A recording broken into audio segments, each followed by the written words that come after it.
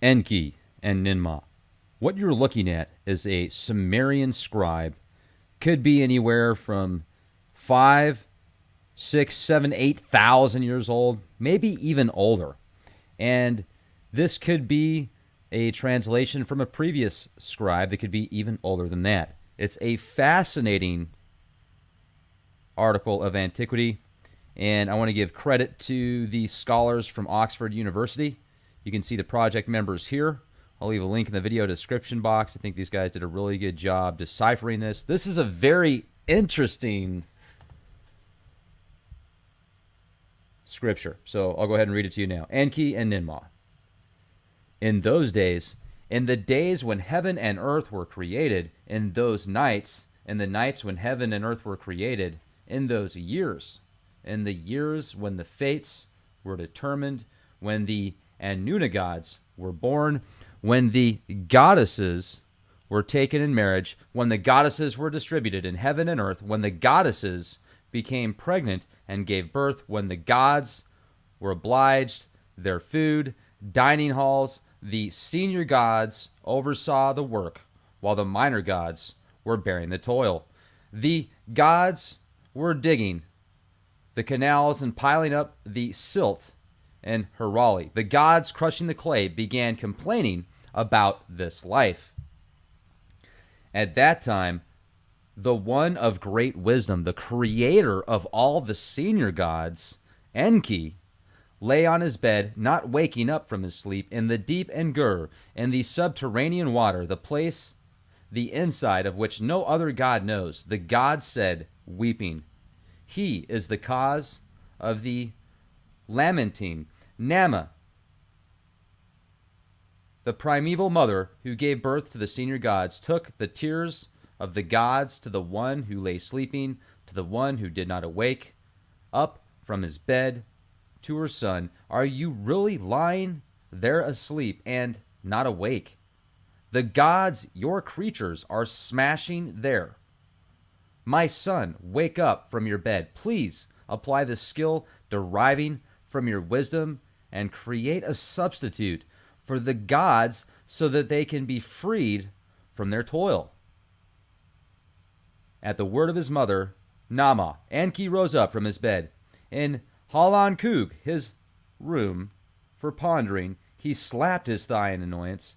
The wise and intelligent one, the prudent, reached out his arm over them and turned his attention to them. And after Enki, the fashioner of designs, by himself, had pondered the matter, he said to his mother, Ninmaħ, my mother, the creature you planned will really come into existence. Impose on him the work of carrying baskets. You should knead clay from the top of the Abzu. The birth goddesses will nip off the clay, and you shall bring the form into existence. Let Ninmaħ act as your assistant, and let Ninmaħ, Suziana, Ninmada, Ninbarag, Ninmug, and Ninguna stand by you as you give birth. My mother, after you have decreed his fate, let Ninmaħ impose on him the work of carrying baskets. There's some lines that are fragmentary. And then it says, she placed it on grass and purified the birth. Enki brought joy to their hearts. He set a feast for his mother, Ninmaħ, and for Ninmaħ. All the princely birth goddesses ate delicate reed and bread. And Enlil and Lord Nudimmud roasted holy kids. Wait, time out. Let's repeat that. And Enlil and Lord Nudimmud roasted holy kids. What does that mean? Like roasted over a fire? Like chestnuts? What in the world does that mean? I hope that roasted has a different definition and a different meaning than that. What is it? I mean, there's dozens of passages in the Bible that talk about God enjoying the smell of flesh, of burning flesh and incense. And Enlil is Yahweh of the Old Testament. Is this literally Were they roasting kids? What does that mean? I hope I'm wrong there. Enlil and Lord Nudimmud roasted holy kids. All the senior gods praised him, O Lord of wide understanding, who is as wise as you. Who is as wise as you, Enki? The great Lord who can equal your actions. Who can equal your actions? Like a corporal father, you are the one who has the me of deciding destinies. In fact, you are the me. Enki and Ninmaħ drank beer. Their hearts became elated, and then Ninmaħ said to Enki, man's body can be neither good or bad, and whether I make a fate good or bad depends on my will. Enki answered Ninmaħ, I will counterbalance whatever fate, good or bad, you happen to decide. Ninmaħ took clay from the top of the Abzu in her hand, and she fashioned from it first a man who could not bend his outreached weak hands. Enki looked at the man who cannot bend his outstretched weak hands and decreed his fate. He appointed him as a servant of the king. Second, she fashioned one who turned back, the light a man with constantly opened eyes. Enki looked at the who turned back, the light the man who constantly opened eyes, and decreed his fate, allotting to it the musical arts, making him as the chief in the king's presence. Third, she fashioned one with both feet broken, one with paralyzed feet. Enki looked at the one with both feet broken, the one with paralyzed feet, and him for the work of, and the silversmith, and she fashioned one, a third one, born as an idiot. Enki looked at this one, the one born as an idiot, and decreed his fate. He appointed him as a servant of the king. Well, there you go. Things haven't changed much, have they? Fourth, she fashioned one who could not hold back his urine. Enki looked at the one who could not hold back his urine and bathed him in enchanted water and drove out the Namtar demon from his body.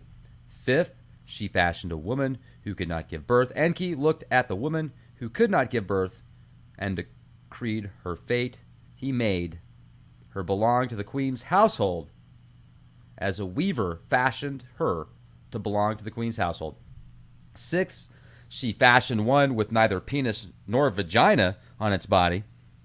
Enki looked at the one with neither penis nor vagina on its body and gave it the name Nibru Inuk and decreed as its fate to stand before the king. Well, that's interesting. Named it Nibru Inuk. Nibru Inuk. Or Nibru Iunuk. Eunuch. Nibru Eunuch got no privates? Bizarre. That's weird. And decreed as its fate to stand before the king. Ninmaħ threw the pinched off clay from her hand on the ground, and a great silence fell. Enki threw all the clay to the ground and was greatly... It's missing some words there. The great Lord Enki said to Ninmaħ, I have decreed the fates of your creatures and given them their daily bread. Come now, I will fashion somebody for you, and you must decree the fate of the newborn one. Enki devised a shape with head and mouth in its middle and said to Ninmaħ, pour ejaculated semen into a woman's womb, and the woman will give birth to the semen of her womb. Ninmaħ stood by for the newborn, and the woman brought forth in the midst. In return, this was a mule. Its head was afflicted, its place of was afflicted, its eyes were afflicted, its neck was afflicted, it could hardly breathe, its ribs were shaky, its lungs were afflicted, its heart was afflicted, its bowels were afflicted. With its hand and its lolling head, it could not put bread into its mouth. Its spine and head were dislocated. The weak hips and the shaky feet could not carry it on the field. Enki fashioned it in this way. Enki said, no, time out, let's go back. Think about the grays. the big heads, the frail bodies. Think about the weird genetic testing that's been going on that we know about at least since the 30s with weird animal genetic manipulations. Look at the demiurge, petroglyphs, hieroglyphs, ancient Sumerian scribes, antiquities that portray and talk about genetic manipulation of human, animal, etc. It's right here. They're talking about their failed experiments right here. And it also talks about their, they're deciding what their fate is, what their creation's fate is, and each one. That's scary if you think about it, if that's true. How much truth is in that? Well, there's got to be quite a bit because they're putting DNA, and your DNA has a huge impact on your fate. Not everything, but it has a huge impact on it. So I get where they're going with this. Enki said to Ninmaħ, "For your creatures I have decreed a fate. I have given them their daily bread. Now you should decree a fate for my creature. Give him his daily bread too." Ninmaħ looked at Amul and turned to him. She went nearer to Amul, asked him questions, but he could not speak. She offered him bread to eat, but he could not reach out for it. He could not lie on. He could not standing up. He could not sit down, could not lie down. He could not a house. He could not eat bread. Ninmaħ answered Enki, "The man you have fashioned is neither alive nor dead. He cannot support himself." Enki answered Ninmaħ, "I decreed a fate for the first man with weak hands. I gave him bread. I decreed a fate for the man who turned back the light. I gave him bread. I decreed a fate for the man who with broken paralyzed feet. I gave him bread. I decreed a fate for the man who could not hold back his urine. I gave him bread."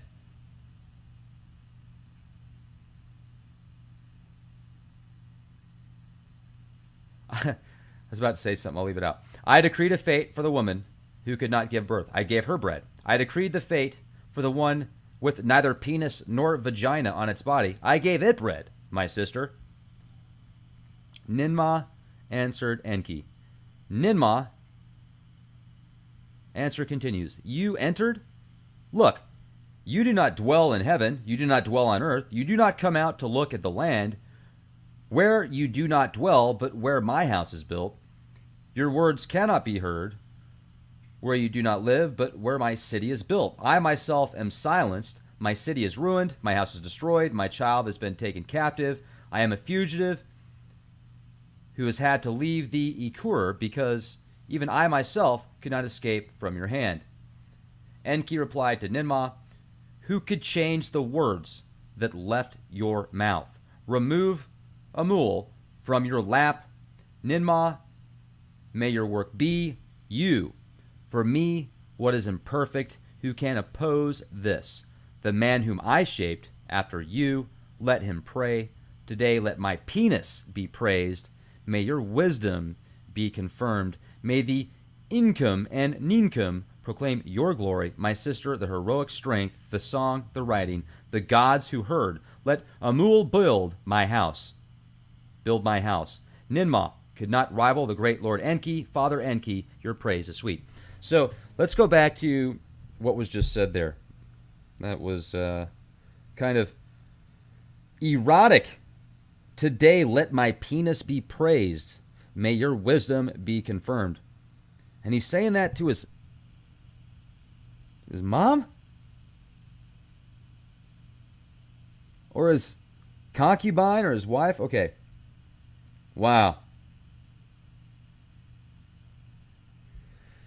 Anyway, so when you see these giant phalluses, like the Washington, D.C. monument, and much of the Hollywood symbolism of the giant phallus being showed off as a representation of strength, and they've even got it in all sorts of stuff that it shouldn't be in. I mean, you see them in cartoons, you see them in a lot of...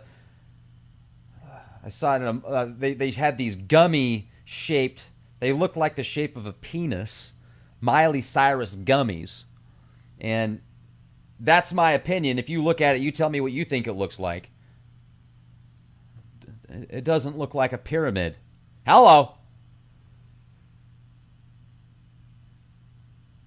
then I read this text that is older than what you read in the Holy Bible. It's older than scriptures from the Nag Hammadi. This is an old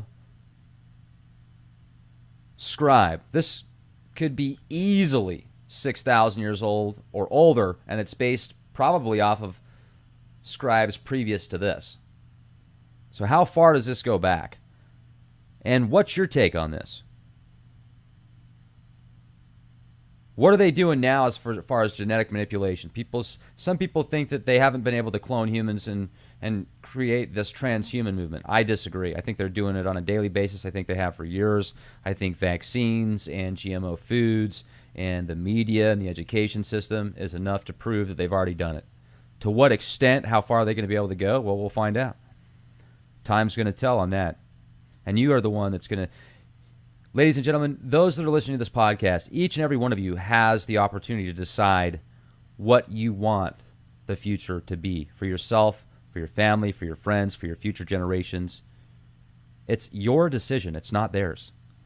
Quit giving them the power. The more you mentally give up and unplug, it starts from the thought, ladies and gentlemen. Remember that. This physical form is a very dense vibration of thought at a much higher level. So question everything. Be the change you want to see. LeakProject.com. Enki and Ninmaḥ. Gods were born when the goddesses were taken in marriage, when the goddesses were distributed in heaven and earth, when the goddesses became pregnant and gave birth, when the gods were obliged their food, dining halls, the senior gods oversaw the work, while the minor gods, Enki and Ninmaḥ. What you're looking at is a Sumerian scribe. Could be anywhere from 5, 6, 7, 8,000 years old, maybe even older. And this could be a translation from a previous scribe that could be even older. We're bearing the toil. The gods were digging the canals and piling up the silt and Herali. The gods crushing the clay began complaining about this life. At that time, the one of great wisdom, the creator of all the scripture. So I'll go ahead and read it to you now. Enki and Ninmaḥ. In those days, in the days when heaven and earth were created, in those nights, in the nights when heaven and earth were created, in those years, in the years when the fates were determined, when the Nudimmud. It's a fascinating article of antiquity, and I want to give credit to the scholars from Oxford University. You can see the project members here. I'll leave a link in the video description box. I think these guys did a really good job deciphering this. This is a very interesting